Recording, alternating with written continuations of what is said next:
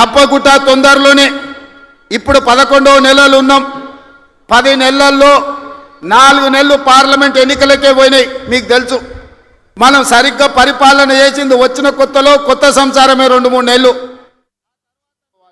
వీళ్ళ పిల్లలకు ఒక మంచి చదువులు ఇవ్వాలి, వాళ్ళకు మంచి భవిష్యత్తు ఉండాలి అని ఇవాళ గల్ఫ్ కార్మికుల గురించి మన ప్రభుత్వం ఆలోచన చేస్తున్నది. తప్పకుండా తొందరలోనే ఇప్పుడు 11వ నెలలు ఉన్నాం. 10 నెలల్లో 4 నెలలు పార్లమెంట్ ఎన్నికలకే పోయినాయి. మీకు తెలుసు, మనం సరిగ్గా పరిపాలన చేసింది వచ్చిన కొత్తలో కొత్త సంసారమే 2-3 నెలలు. ఆ తర్వాత 4 నెలలు పార్లమెంట్ ఎన్నికల్లోనే పోయినాయి. 7 నెలలు తీస్తే సరిగ్గా కుదురుగా కుర్చీలో కూర్చొని సచివాలయానికి పోయి అధికారులతో మాట్లాడి పరిపాలనపరమైన నిర్ణయాలు తీసుకున్నది 4 నెలలే అని చెప్పి ఈరోజు తెలంగాణ సమాజానికి 4 కోట్ల ప్రజలకు నేను చెప్పదలుచుకున్నా.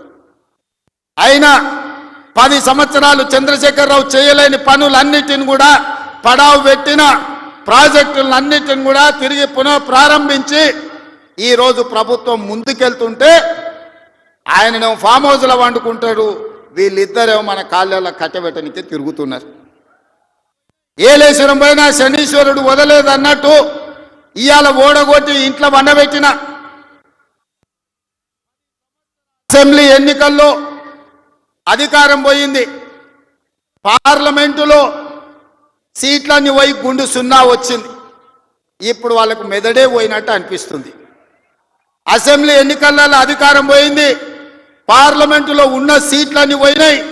ఇప్పుడు వాళ్ళ ఏషాలు చూస్తుంటే ఉన్న మెదడు కూడా దొబ్బినట్టే నాకు అనిపిస్తుంది. ఏం మాట్లాడుతున్నారో నాకైతే అర్థమవుతలేదు. 10 సంవత్సరాలు మీరు ఇవన్నీ చేసి ఉంటే ఇవాళ రైతులకు 18,000 కోట్ల రూపాయలు 25 రోజుల్లో 23 లక్షల కుటుంబాలకు రైతు రుణమాఫీ చేయాల్సిన అవసరం నాకు వస్తుండేనా?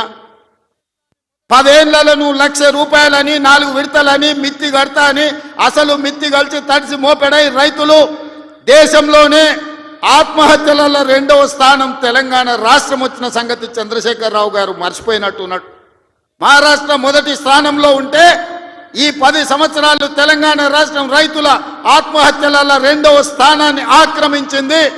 నువ్వు రైతు రుణమాఫీ చేస్తా అని మొదటి 5 సంవత్సరాలు 1,00,000 రూపాయలు చేస్తా అని 4 విడతలని 5 ఏళ్ళని నువ్వు ఆ 1,00,000 చేసే లోపల ఇంకొక 1,00,000 మిత్తి అయింది. అసలు మిత్తి తడిసి మోపెడైంది. రెండవసారి మళ్ళీ 1,00,000 రూపాయలు ఇస్తాని 5 ఏళ్ళైనా 1,00,000 రూపాయలు పూర్తి చేయలే. ఆ 5 ఏళ్లలో ఆయన ఇచ్చింది 11,000 కోట్ల రూపాయలు. ఇవాళ చంద్రశేఖరరావు గారిని అసెంబ్లీకి రమ్మనుండ్రి, లెక్కలన్నీ తీసి నేను చదివి వినిపిస్తా.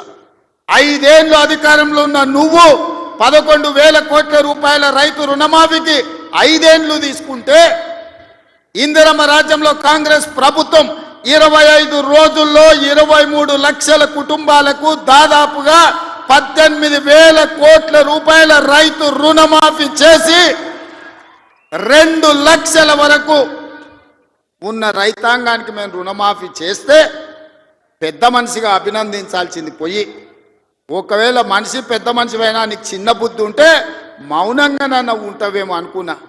కానీ అన్ని చిల్లర మాటలే మాట్లాడుతురు. ఒక్కటన్నా అక్కడికి వచ్చేది మాట్లాడుతురా? ఎవడన్నా సంసారం చేసేటోడు మాటలు మాట్లాడుతురా? వాళ్ళు తండ్రి కొడుకు అల్లుడు వాళ్ళని చూడండి ఒక్కసారి వాళ్ళు ఏమేమి మాట్లాడుతురో చూడండి. 10 ఏళ్ళు ప్రభుత్వం నడిపినాడు, 10 నెలలు కాకముందే నువ్వు దిగిపో మేము కూర్చుంటామంటారు. 10 ఏళ్ళు కూర్చున్నారు కదా, ఏం ఎలుగబెట్టారు? ఎలుగబెడితే ఏం ఎలుగబెట్టారో చెప్పండి. 10 ఏళ్ళు మీరు చేయలేని పనులు మేము చేస్తుంటే మీకు కడుపు నొప్పి వచ్చిందా? మీకు కాలు నొప్పి అయిందా? ఏం నొప్పి అయింది? మీకు ఏడో నొప్పి లేస్తుంది? నాకు అర్థమైతలేదు.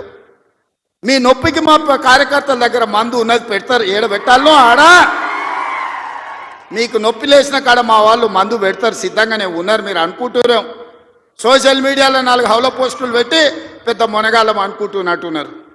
మా వాళ్ళు ఏంటంటే అధికారం వచ్చింది ఇప్పుడు తొందరగా ఉంది అని కొంచెం రిలాక్స్ అవుతున్నారు. వస్తున్నాయి స్థానిక సంస్థల ఎన్నికలు, మా వాళ్ళు తయారవుతారు, అప్పుడు తెలుస్తుంది ఇద్దరికి బామార్దులకు. ఇవాళ నేను అడిగేది ఒక్కటే, 10 ఏళ్ళల్లో నువ్వు చేసిన రైతు రుణమాఫీ అంతా లెక్కలు తీద్దాం. ప్రభుత్వం నా దగ్గరనే ఉంది, వ్యవసాయ శాఖ మంత్రి ఈ వేదిక మీదనే ఉన్నారు, తుమ్మల నాగేశ్వరరావు గారు. మొదటి 5 ఏళ్లలో ఎంత విడత ఎంతమంది రైతులకు ఎంత రుణమాఫీ చేసినో లెక్కలు చెప్పుదాం. రెండవ విడత 5 ఏళ్ల మళ్ళీ అధికారంలోకి వచ్చినాక ఎంతమంది రైతులకు ఎన్ని కోట్ల రూపాయలు ఇచ్చిండ్రో లెక్క తీద్దాం. 25 రోజుల్లో మనము 2 లక్షల రూపాయల మేరకు రైతులకు చేసిన రుణమాఫీని 2014 నుంచి 2018 వరకు, 2018 నుంచి 2023 డిసెంబర్ వరకు, 2023 డిసెంబర్ నుంచి 2024 డిసెంబర్ వరకు 3 సార్లు రైతు రుణమాఫీలో 2 సార్లు చంద్రశేఖరరావు చేస్తే ఒక్కసారి ఈ వేదిక మీద ఉన్న మా మిత్రులందరూ చేసిర్రు. లెక్కలు తీద్దాం, వాస్తవాలు మాట్లాడదాం. చంద్రశేఖరరావు గారు మీరు అసెంబ్లీకి రాండి. నీకు ధైర్యం ఉంటే, నిజాన్ని ఎదుర్కొనే చిత్తశుద్ధి నీకుంటే రా అసెంబ్లీలకు. మా వ్యవసాయ శాఖ మంత్రి ఈరోజు నీకు లెక్కలు చెప్తాడు. ఏమన్నా తక్కువ పడితే మిగతా సంగతి నేను చూసుకుంటా.